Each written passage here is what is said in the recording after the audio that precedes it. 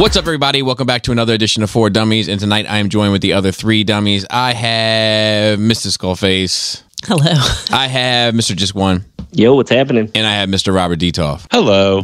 And tonight we are going to be talking about what makes a transformation fun or enjoyable or well done. And I think it's very timely because I've had a rough year going at it with some really rough transformations. If you want the uncut of this, please feel free to check out the 4 Dummies Uncut on Patreon. The link is in the description. Okay, well, I think there's a couple categories involved. I don't think it's just the action itself. I think it's the materials matter, the types of hinges, the types of connection points. So it's not just when you think transformation, you think, oh, just how do you do it step by step? I think materials kind of sums up all of those things. No, just the quality of the quality of the materials, maybe? Yeah. Like, okay, the plastic itself, right? Is it too thin? The hinges themselves, what types of hinges? What type, are they ball joints? Are they plastic? Are they metal? Because you think metal is always better, not necessarily. Agreed. How tight is it? Does the tightness of a transformation joint get in the way of an articulation joint one way or the other? Right. So it's not just the step-by-step process, because that's also a significant category. These other factors can get in the way of the step-by-step process. And sometimes the overall experience, you assign it to the step-by-step process, it's actually frustrated by these other issues. You really argued that case. Well, I think that there's also, like, in addition to that, there's a double-sided coin to clearances and tolerances also. On one hand, you want the clearance and tolerance of pieces being able to move past each other freely without having to scrape up against one another. But in the same breath, you also want, like you said, those hinges and swivels and such to be toleranced properly. There's this new kind of thing that a lot of companies have been doing recently, Fans Toys specifically, but like when you take it apart, everything is floppy and then it all locks back in together. And I don't find that to be an enjoyable process, but the inverse of it is also a pain in the right? Because if things are too challenging to move and you're just getting used to it, then it seems like you could potentially break something, but it's only because you're working against the tightness of the joint. Yeah. I got to say, just for me too, like I like the puzzle element of it. So I want something that's not super easy that I have to look at and kind of think about and figure out, as long as,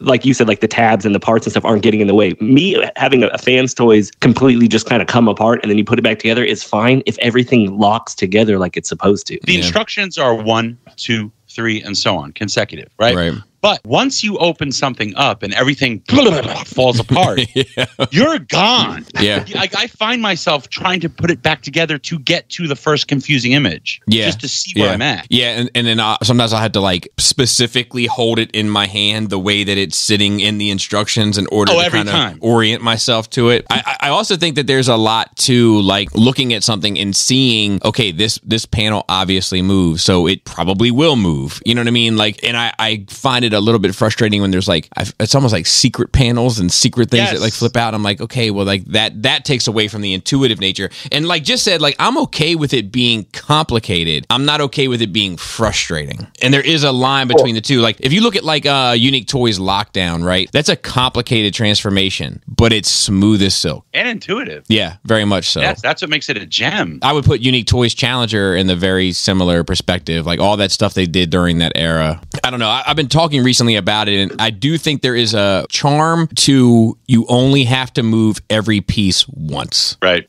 There's something to that. That is one element of it, and the other element of it is I think every transformation should be able to be completed while holding it. If you have to like put it down on the table and use both hands like a surgeon working on a Friday night, like that becomes less fun. You needed some clips and forceps to get in there. Yeah, like I'm holding one piece pried open with a spudger, taking my other finger in there to pry something else. Like that's when it's no longer an enjoyable process. The 2 that stick out to me that were just like I hated transforming them was that Bad Cube War Dog and then that X-Transbots Scourge. Okay, yeah. G Creations Prime is always one that sticks out to me as being the worst. But I mean, I would throw Ronin right there in that same pocket. Okay, but what about them? Both of them were completely exploding. and then I can't keep track of all the pieces anymore. And then to add on to your point, the materials didn't hold up with having to maneuver all those pieces because everything has to be moved in a specific sequence, or then you go to force some things around other things. But in the same breath, like I said earlier, some things are just tolerance that way where you have to force them around other things. But now you do it over here and it breaks. Just what about Scourge? I just remember the Scourge specifically, like you had to bend stuff like around, especially like the feet. Like The you couldn't have had feet. to bend it. The feet were a pain. I'm going to break this thing. The feet were a And pain. the bad keyboard dog, I just remember just not being like so unnecessarily like complicated to the point that just wasn't enjoyable. Yeah, it was a nightmare. Like, it shouldn't take you an hour to have to transform something. I agree. A bad transformation can really affect your entire opinion about the franchise. So that's a good point as well, because you can have a great figure and have like a really frustrating experience with it and be like, well, to hell with this thing then. I'm so mad at it. You get so mad that you pound the desk? That's how you know you're mad. Yeah. Because like it does take away from that experience. I like the little like magic stuff, like the stuff that you don't necessarily foresee happening. Working through the Stunicons from Fans Toys and how they kind of mass shifted them down. It's like, God, like how did they do this? It's a common one, but it's one that always gets brought up, is like flipping Bumblebee's hood up into his chest on that original masterpiece of Bumblebee. Right, yeah. Like where stuff like you just didn't see coming, so to speak, and surprised you. You know what I mean? But like oh, look at that. That's neat. My best and worst are all from Fans Toys, ironically. My favorite transformation, that's the Dinobots. When I got Slag, I was so amazed and how the tail folded up into the legs. I loved it, how it fit perfectly. The outside dinosaur leg as well. You know what I mean? Yeah. Like the way that they did all of that was like, it was pretty clever stuff. It's interesting because a lot of those early Fans Toys offerings had like really kind of ingenious little moves. Like when they did their shockwave right out of the gate, just sliding those thighs together at the hips that solved the gap in the handle of the gun problem. Like, and whatever it was, like that simple, clever little stuff that they had in the beginning, they crumbled that up and threw it as far away from their desk as possible. This cliff jumper, that was my worst, because that particular piece, it is purely because of the tolerances. It's so fiddly. I had to exert simultaneous pressure from so many angles at the same time and do so many things with different fingers just to get his rear end together. All right, man. I can't do it anymore. Just to stick it into his rear end. Yeah, no, it was frustrating. But that moment, because also too, like I was saying, like that's one of those things where like it doesn't feel like it fits together. It still just feels like it's off. And it's the same thing. Like the reason why, like when you flip the body, the torso inside out, it would be nice if something in the shoulders or in the forearms tabbed together, like when they came around. But they can't do that because, God forbid, they break up the perfect squares of G1 cartoon accuracy. And that's another thing that's working it has against this clip on here. Yeah. God forbid maybe his weapon can transform into some type of clip. That's interesting, is how much does them having to be, follow this toon aesthetic to a T makes it like you get stuff like this. Yeah. What's funny is going back to bot mode, 5 minutes. It's a funny thing to kind of think about, because had it been packaged in car mode, I wonder how people would have viewed it. Right. The majority of people only transform it once. So like, if that, but it would be far better than going the opposite way, because going from alt mode to robot mode is always easier. Yeah. Let me ask you a question. What company do you buy from when it arrives? You're like, whew, at least I won't have to worry about transformation. Transformation's going to be a breeze. I guess you could say Iron Factory, but it's also going to be an ugly result.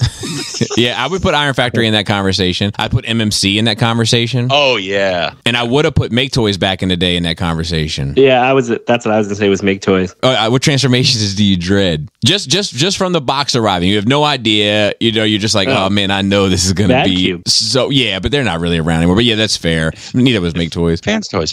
Yeah, Fans Toys is one. X Transbots can be one. Yeah. Magic Square can be one. I find Magic Square, I don't need the instructions and I can play with it and transform it. Ugh. It's New Age that causes me more grief. Magic Square causes me more grief. What's the worst figure but had the best transformation? Like even worse made? Ooh. It's that Impossible Toys Alicon.